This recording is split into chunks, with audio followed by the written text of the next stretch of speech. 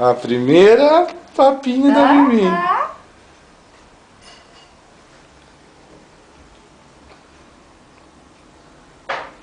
Ai, que coisa estranha. Que coisa estranha. Que coisa estranha que vocês estão me dando.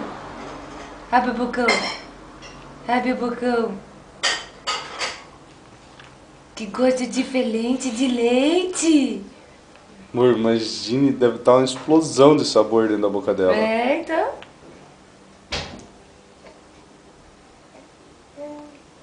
Ai, ela engoliu! Que gostoso!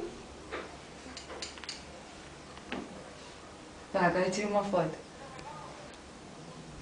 Peraí.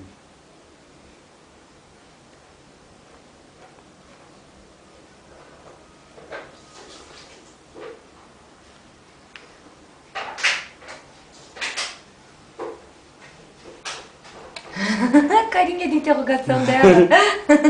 O que é isso? Venha ver, Rose. Ah,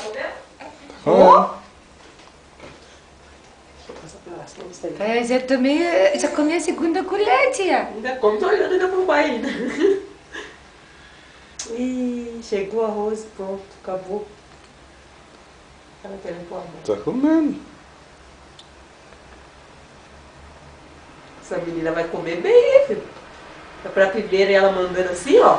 Nem careta, nem nada. Não tá nem voltando. Ela tá com carinha de interrogação, assim. É, eu falei, que é isso? Que